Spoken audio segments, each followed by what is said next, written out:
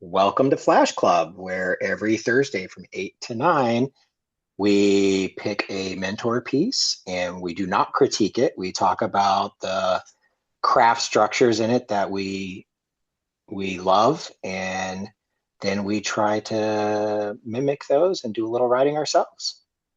So welcome, guys. Welcome, everybody out there. Um, Tonight, I got the I got to choose the piece, and we are going to be reading Fox by K-Ming Chang. So just a quick little bio about her because I fell in love with this author this week. First of all, she was super kind and responded really quickly to agree to let us use this piece and to some questions I had for her. And she is prolific. She has what I could tell from my quick internet search: two novels, a collection of short stories in print, a chapbook in print. She has a micro chapbook called Bone House, which is a queer Taiwanese American retelling of Wuthering Heights. I So mean, yeah, cool. What? right. She's got a little over 50 pieces of published flash out there in outlets like Split Lip, Wig Leaf, Hobart, Smoke Long, Fractured Lip. So she is busy. She's writing a lot and she's getting a lot out there. And tonight we're going to read. Before I go any farther, if you want to read any more by her, anything else other than what we're reading tonight by her, if you're like intrigued, what else she's got out there, she does have a website. It's kmingchang.com, and you can see her poetry, short stories, and flash fiction. There's easy links to where they're all out there. So um, I'd And, recommend and going. she's on Substack. Hmm. Oh, is she? I didn't even know that. Yeah, nice. So Hmm. maybe she's going to watch this in the near future. Oh my God. That'd be pretty cool. Um, yeah. So first of all, thank you so much, K-Ming, for letting us read your story tonight. And I don't know, I was thinking tonight maybe it would be okay. It's a short story. What if I really would like to hear a female's voice in this, read Hmm. this. Would you guys mind reading it to me? No, Nina, maybe Leah, you could take the first two paragraphs and Nina, you could finish it off. that's what I was thinking. Is that okay? Let's do Uh, it. All right. All right. Fox by K-Ming Chang. My mother always told me it would hurt the first time and I would bleed. That's how it always is. It's going to be revolting, but you have to do it anyway, or your man will stray. Eventually, you'll get used to it. The girls at school say it's like being punched in the stomach, but from the inside. And in the back seat of the car, your head keeps hitting the window like a dumb bird. Bam, bam, bam. My mother is obsessed with a flock of feral parrots that live in Stuttgart. They were born for a tropical climate, to eat fruit like leaking wounds, to steal from the sun, bellowing light at their enemies. But in the city's winter, they roost above a traffic intersection, where the air is imperceptibly warmer, and the only available food is snow and twigs. If they can endure the winter, you can endure anything. Eat up, your snow is melting. You can't continue the species on an empty belly. At school, the boys form a hole with their thumb and their forefinger and plunge their other forefinger into it, sawing back and forth, trying to shock us. While we write on the blackboard, they laugh behind our backs and shout, Megan Fox, when we try to speak, lobbing the name back and forth over our heads, daring us to confiscate it. Dropping it on purpose, wiping it off on their laps. They can alienate us from any name, taunting us with the fact that sound cannot be caught, that their thoughts are untouchable, castled in their unbreachable skulls, heavily guarded by the silt-filled moat of an unmoving world. I do not want to exist inside their minds. So I summon a demon by sewing a bedsheet with my blood, seducing a slit in my palm. The demon is a fox. She bounds across the bedsheet like it's a field of fertile snow, delighting in the cold. When she speaks, frolics in the corners of her mouth, fangs of disintegration. She says if I really want, She can possess me, and I can take vengeance on anyone who wrongs me, past or present or future. She says I could break the skulls of those boys, scatter flocks of their thoughts. I could bring the bodies to those parrots, giving them a true warmth to roost over, their plumage steamed clean by carcass heat. Then I could eat the parrots one by one, delivering my mercy, lugging their bones home in my belly, spitting them at my mother's feet. Your lesson will not survive me. Undoing the bolts of my jaw, I pry myself wide, and the fox bounds inside my mouth. It doesn't hurt at all. She spreads through me like fire, cauterizing my palm from the inside. Fur bursts from my mouth, a bushel of flame. I rise like smoke kindling for my fox, and I will never get used to being a god. Yay, Awesome. K-Ming! Awesome. Love How it. fun to read that. Mm. Yeah, it's so good to hear it read. I probably read this 10 or 12 times in the past week. It's nice to have it read to me. Thank you. Yeah, I love Oh, it too. man. So, what do you guys think of it? Where do you want to start? I've got a lot to say about it, but is there anything that you are dying to say first? So if there's ever a hook, if there was ever a hook in anything I've read, I have to say that the last line of her first paragraph, but from the inside and in the back seat of a car, Mhm. your head keeps hitting the window like a dumb bird. Bam, bam, Yeah. bam. I was like, whoa. Mhm. Yeah. I was so fully committed to Yeah. finishing the rest of this, right? You know how like you read a lot and sometimes I Yeah. find myself like just reading to analyze, like I'm just going to read this real I'm quick. going to power through this I'm one. just going to power through this one. And I was like, Yes. and it just like brought me to a complete stop. And I was like hitting my head against the window like a dumb bird. Yeah. And I was like, this is so good. It's such a good piece. So anyway, that was that I was fully committed at that point. I have a lot I want to talk about the like craft elements to it, but I know we love to do this with our flash pieces. Do you guys want to try to identify the hinge in the flash or what it was for you? Leah, do you wanna I'm have having trouble. I've been trying to figure it out, so you can't ask me. Can I'm I, Nina, okay. Okay. take a stab? Let's see. Hold on. Let me just find There's let no me there's no right answer. I think there's agency, right? It's like her action. So I think it's when she um so I summon a demon seducing a slit in my palm. For me, that was kind of the moment that we have a lot of observation. Things are coming towards her, at her. Um, That is, and uh, then that is the moment that's the moment for me that everything kind of changes, that it pivots on. she takes yeah, control. Yeah. I can see that. I can see that because in the first two paragraphs, she she doesn't have that agency. Mm-mm. I think for me, that agency really like gets focused in the line, your lesson will not survive I me. was just gonna say when That she's for me is the yeah, hinge when she says to her mom that this passive acceptance, because I'm then done it's with full that. circle. Yeah. And the flash, I'm a god now. This is the arc for me of the story of this narrator, anxious girl about sexual encounters, being anxious about that, finding agency and becoming a god.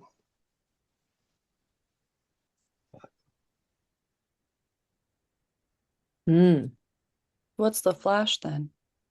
Because now I'm wondering if the hinge is I summon a demon and the flash is your lesson will not survive me.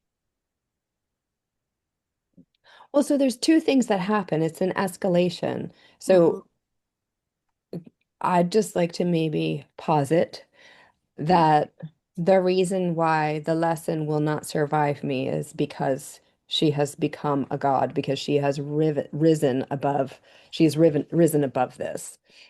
Yeah. So, so the flash might be that the lesson will not survive me, and the why, the answer is that, and then the why to that is because she's a god, and that's the reveal. I don't know. Mm-hmm. That's just I'm just putting that was kind of how I read it, because she's rising, she's above Yeah. it, she's Mm-hmm. going to, she's going to ingest it, and then And she's then gonna, have yeah, power. right, turn it to Have the power. You mentioned you used the word escalation. That's one of the things I want to talk about, the craft bits that she used here. So let's if it's okay, let's pivot to that. Um, so it's only 3 paragraphs long. It's only 3 segments long, fragments, whatever. Um, I really thought it was interesting how it escalates through the surreal as well. She builds tension through, that first paragraph is a very realistic situation.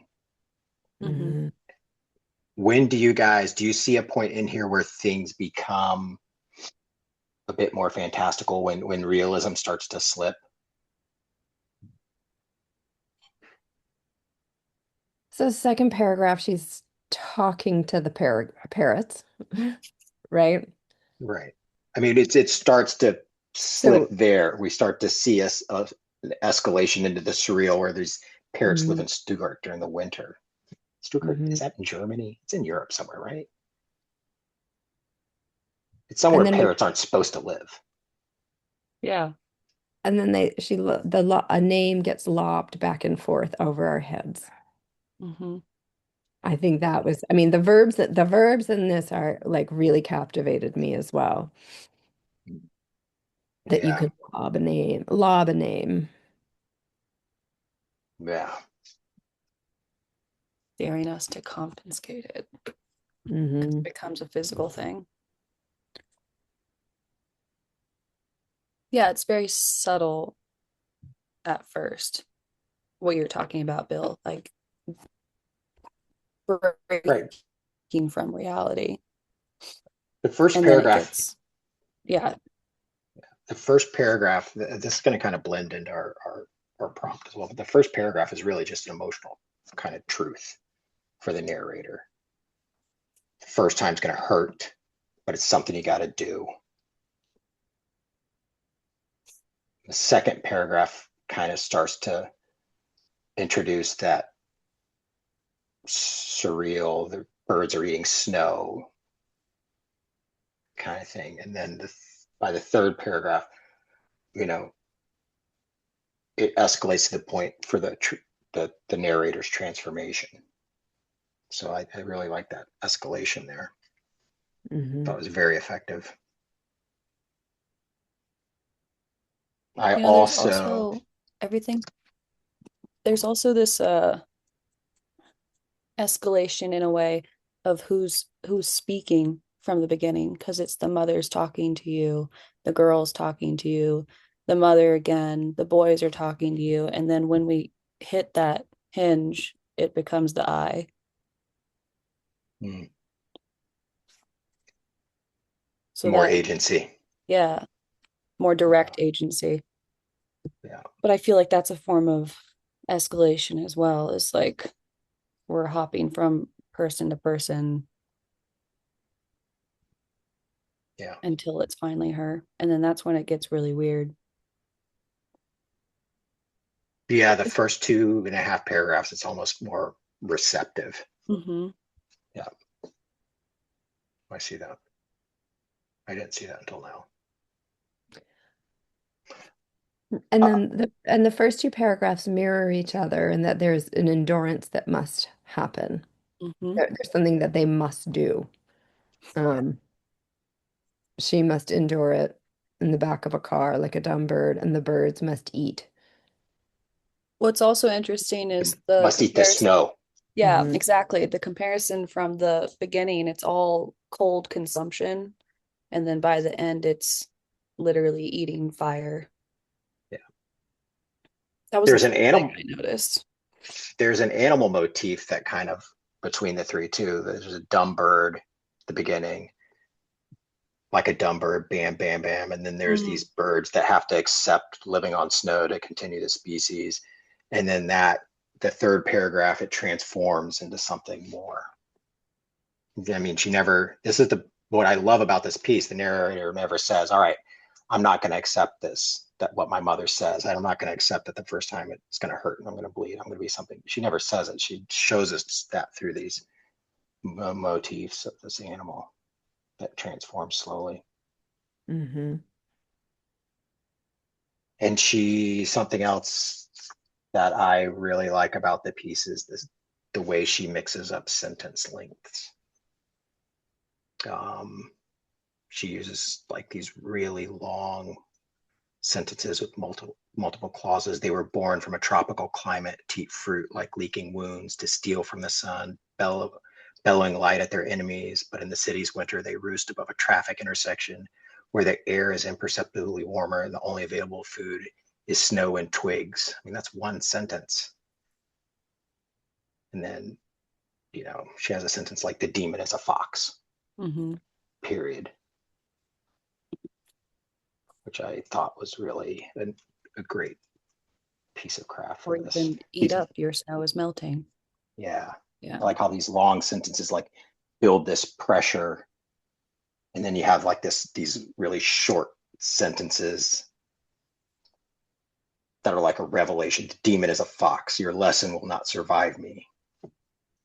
Mm-hmm. What do you think of the logic of this piece? I'm kind of enchanted by it, like the way the eye, like the power moves, the way the power moves, Mm-hmm. like the lyrical, like the motion of power, I think is so interesting. Unpack that power thing. What do you mean by that? Well, so the eye is on the mother. The narrator's eye is on, like the focus is on the mother. And there's this power that is um you get punched in the stomach. This is not a good thing. This is a bad thing. And then the mother is also obsessed with these parrots, and these parrots eat fruit like leaking wounds, right? And it's again, it's like this kind of conversation about power and an inversion, that there's this thing that has to happen. And then it just kind of shifts, like the eye shifts from in the car to the birds to the empty belly to the schools. And it's almost like it's like a transference of energy Mm-hmm. that moves. I'm not exactly sure, but it's like the energy it's like energy shifts that I associate with lyric writing. Um, I feel it when I read it. I have a hard time putting words to it. yeah, But right. enchantment is the perfect word for it. Yeah. It is enchanting. Hmm. And I And think what do that's you think just of what it? good lyrical writing does. So it's It's very embodied. lyrical. It's embodied, right? Mm-hmm. Yeah. So like what is enchantment, right? Yeah, how do we do that? Um, Okay. So Do we, I K-Ming, have a, you are a sorceress, but we want to understand your magic. So, how, how do we deconstruct this? How do we reverse engineer this magic? mm-hmm. Could it be through right. structure? Is Yes. it possible that what kind of structure do you think this story is? What do you guys read it as? So, Bill, I think I know what you think already, and I think that I have a feeling. I mean, we've been laying breadcrumbs all week between us about what uh-huh. And so I this feel like it's a field story. a field story. So I mean, explain. this is not time has collapsed. There's no, and then this happened, and then this happened. There's no like straight. If I drew picture of this story, it wouldn't be a straight line, it would be a cluster. Mm-hmm. Each one of these paragraphs can be read alone, but they all echo each other. Mm-hmm. And there's no resolution. It reverberates, it saturates. There is a transformation, but it's that was my take on it. But it also might because you insuscepted me this week with all the field story talk. Everything's a field story, right? Yeah. Okay. So the argument for a field story is that this is like we have different things happening in different places. So there's the mother, there's the birds, there's the car, there's the demon, right? All getting kind of equal weight, Mm-hmm. right? And so it's so a field story will shift from what does the field look like when we first start to what does the whole of the field look like at the end, Yeah, right? yeah. And that's a little bit different. There's some circularity to it. It doesn't start and end with the mother, but the mother does return, and she does return to the mother changed. So in that way, you Yeah, know, I was gonna say, what makes this not spiral or accumulation? well, I mean, I think you can have multiple things happening at the same time, right? Mhm. Unfortunately, Mhm. right? That we're not just one, but it's kind of like what dominates, right? Okay, So that's fair. nothing's Yeah. so like accumulation is like you're stacking bricks. Remember like when the kids were in daycare and they had those big blocks and they would like build them up and they would be like impossibly stacked and you think how does that keep like growing and then eventually it topples over, right? Hmm. So this I don't see this as a toppling That's over. fair. I think that's where I got hung Okay. up.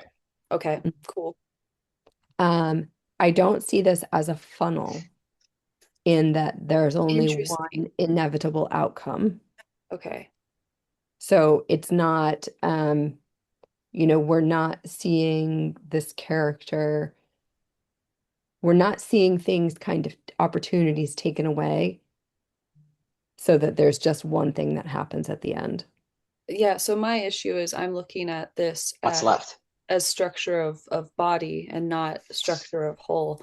And so I'm missing that the ending is very important to what structure a story is. So Hmm. that helped me so much just now. Thank you.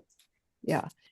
And so then we have spiral, and I think there is some spiral to this. So because the birds come back, Exactly. the mother comes back, the birds come back. The boys don't come back, but the boys are kind of at the heart Hmm. of it. Well, we've got the man will stray, and then the boys are doing the finger thing. Um, Well, and the they're bird. like a catalyst.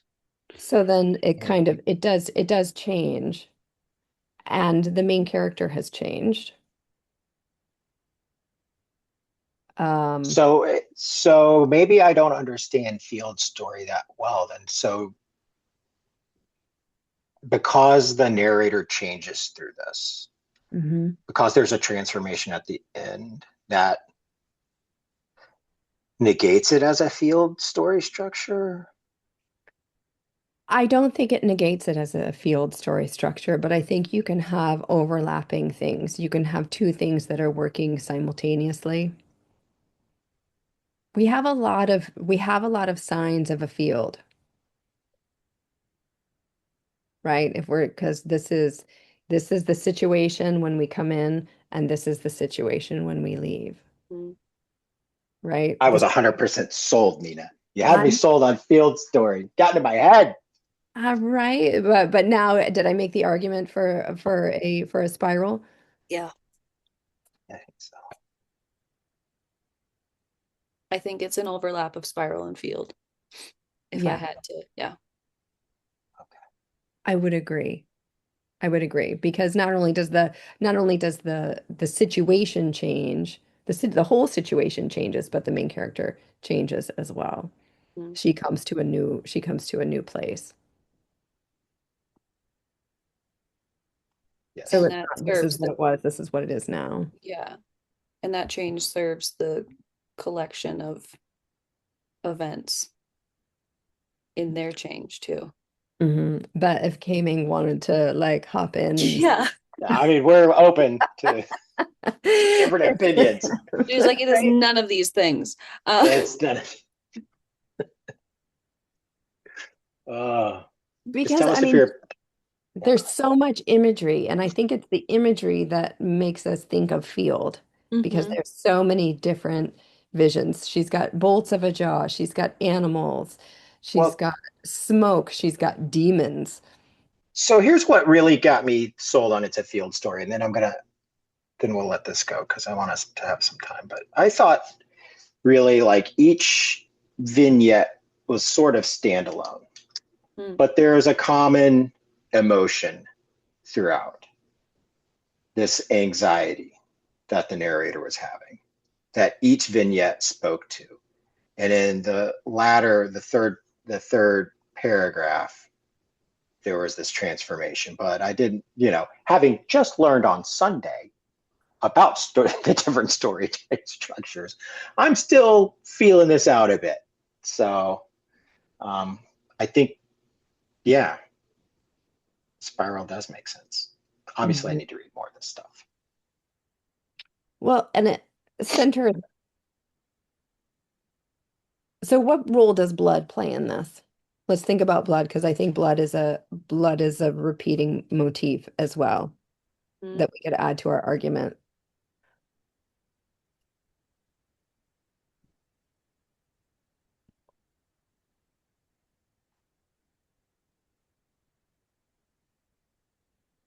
It would hurt and I would bleed. And then we return to that again. Hmm. Well, it's, And but this time she seduces it yeah, it's her and choice. she shows it. Mm. I'm gonna say spiral. Yep. All right. And then Yes. I've been overruled. uh-huh. And then she stops bleeding at the end. Hmm. You're gonna bleed, she Yes. bleeds, she stops bleeding because she's cauterized at the end. Um, Because she has agency. She's taking control. No one mhm, can tell her shit. mhm. He's a god. She is God. And she eats the parrots. She eats her mother's parrots. Are they her mother's? Yeah, Amazing. her mother's obsessed with them. I love that. Spits their bones at her feet. Also, she's opening herself to the fox and it doesn't hurt. That's another parallel. Mm, It doesn't hurt at all, even from the inside. that's right. That's a Mhm. good point, Leah. Mm-hmm. Nice. Okay. All All right. right, I might have a little bit of a grasp on this. Maybe I can write my book. Do Yeah. you want to write some flash right now? Yes. Let's do it. This isn't, now that I've been schooled on my misconception of a field story, we're still going to do this, but it's going to be whatever it's going to be. How's that sound? We're going to take the next 3 to 5 minutes, Okay. and you're going to pick an emotion and a repeating element. So find an emotion and something that sticks to it. Shame, envy, rage, and something that sticks to it. An animal, a sensation, an object. You got 3 to 5 minutes. So I'm just picking one emotion. Yeah, don't this this isn't the time to put a whole lot of thought into it. Just pick something in an animal that sticks to it. I'm only gonna these first three we're gonna go quick so that we can spend a good amount of time with the actual writing part. Okay. 3 minutes. Go. Was that 3 minutes? I think so. Hmm. Is that too short? You guys got something? I Who don't know. knows? See where Three we're going. minutes. We're gonna pick three settings where this emotion sets up. I'll see you at 37. Okay. This is going to be our last little 3 minute sprint, and then we're going to do some real writing. But now I want you to spend the next 3 minutes thinking about what your emotion wants to become. Mm. And you can refer to Plutchik's wheel of emotions if you need a little help. Thanks, Nina, for that. Nina's Nina's color wheel. We'll see you at 8:40. What does your emotion want to be? For the next 15 or so minutes for the real writing portion, we're going to use what you've created here and write 3 scenes or fragments where the emotion repeats itself. Each fragment or paragraph or scene should stand alone, but they should echo. Try not to name the emotion. Allow the repeating element that you chose to possibly change in each scene a little slightly change. And in the third scene, let's try to invite a transformation or a merger or an intrusion. So in the way that we've got, K-Ming's first paragraph is like kind of making fun of what her mother says. And then the next one is like almost disdain. And it's like the same thing, but it's growing, right? And then it leans into kind of rage, Yeah, I would say. There's some kind of it rage. could be that, or it could be the motif of a dumb bird and these birds that are subsisting on just snow melt, and then the fox animal. It could be a sensation of texture that changes into a really bad itch that changes into however your motif wants to change. The Can you point is, repeat can you repeat the instructions for me? we're gonna write using your emotion. Write 3 scenes or paragraphs that stand alone but echo each other. Oh, okay.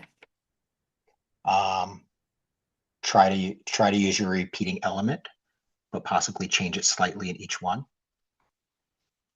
In the third scene, invite a transformation.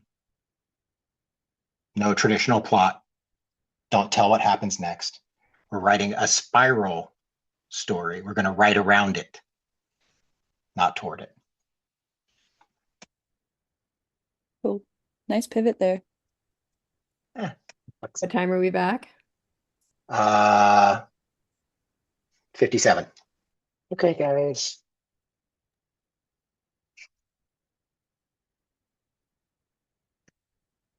How'd it go? Yay. Good.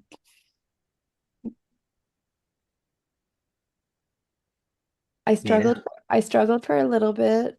Um, and then like just to kind of like I had some fun sentences and some interesting, but I was having a hard time gaining momentum and kind of thinking it through. And then I just went back to Fox and I was like, all right, what is like a truth that my mother told me Mm.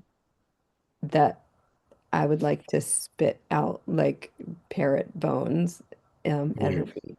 And so then I got some momentum. So I kind of was like, nice. all right, this is like um this is a different kind of so anyway, I gained some momentum there. Cool. Cool. Yeah. Um, it helped me in the way I haven't talked to you about this, Bill, but I decided that my book is done and I'm being a little bitch about it. And so I've so I printed out all the pages and I'm currently going through it and realizing how much needs to be cut out and what's important and answering really big questions like what is this even about and why did I Mm, write it and what is missing. So this helped me pinpoint scenes that serve the emotion of the story and what the emotion, because I was talking to Nina about how it's all about grief this morning. And this helped me realize that it's not just grief, it is grief and guilt. And that is significantly different than just grief. mm. And there's a reason. Yeah. Yeah. And then I'm really glad that you brought up the color wheel because I don't know why I hadn't looked at that yet. but that helped so much too because now I understand what she's going toward, like what it is that Yeah. she needs, which is like release and acceptance, and she wants to feel joy again in the things that she's lost through this. So it What helped a her lot. emotion wants to be. Exactly. Yeah. And That why color she's wheel not is awesome, Nina, by the so way. good. Yeah, I printed it out and taped it on my I journal. need to fix my printer, is also what I learned in the last couple of days, because I cannot rely on my mother to be my printer. I mean, you can. It's just a long drive to It's pick a up your long paper. drive. Yeah, Oh, for each draft. awesome. Yeah, it'd be cheaper just to Cool. buy one, actually. Yeah, I have three. I just need to fix them. One of them. Which one? Yeah, I mean, I tried to print something this afternoon and it didn't work, so you're not alone. I hate There's printing. I'm looking at the blinking yellow light right Mhm. now. Hmm. And that's why I haven't fixed them. But also now, Nina, the way that you went back to the story, that's gonna help me a shit ton too, because there's so much like familial passive aggressiveness in this story that just simply asking the question, what is the truth that my mother told me that I'd like to spit the bones of at her feet is like such a solid question. Right? I mean, like un said or unsaid, Yeah. right? Like the quiet truth or the spoken truth, either one, I guess it didn't matter. It's what I was thinking. I was like, oh, Yeah. right. Because if you're from like a stoic, waspy house where nobody talks about anything, but yet everything Yeah, is intimated, right? yeah. It's all Your there. first language is silence. Right. All the different kinds of silence. Hmm. Mm, yes, judgmental silences. Okay, Bill, this was great. Very, Yeah. very helpful, and Yeah. um, I got to know a new author. Like I read a bunch of her stuff this week and she's pretty awesome. Yeah, I'm really excited to read even more of her stuff because I read It's Fingers, right? Oh man. And I went, oh I, shit. and it's so good, right? I felt like it might be, it was a, well, first of all, I like, as soon as I read Fox, I sent her the email and then I was like reading other stuff and I was like, oh, I should have asked for this one. Oh, I should have asked for this one. Anyway, it fingers was good. also, I have to say that the finger one just reminded me also of my favorite South Park episode with Scott Peppermans. Anyway, the chili episode. I don't know if any Oh, remember remembers that. yes. I I'm Yeah. not mean, saying really, these just are the beginning. equivalent. I'm just saying like it was like finger took me to a funny place because we Yeah, were it just took me back to cooking that time. chili and I was just like, it was so good. So good. So good. Hmm. Cool. Okay, bravo. All Thanks, right. Bill. So Yeah. next are we on for next Thursday? Yes. I'll be here. Yeah. Okay. I'll be here. Yeah. I will be here as well. We can do Succubus by Beth. She has a short that a flash that we've been invited to read. Or if there's another one, we can. That sounds great. Yeah. I don't have anything, but I'll start getting something in the works for something to have something in So the will can. I. But I do Okay. love a good succubus. So Okay. Well, we're gonna Succubus. We'll Succubus All next right. Thursday. cool. Okay. Cool. Okay. Bye, Bye. guys.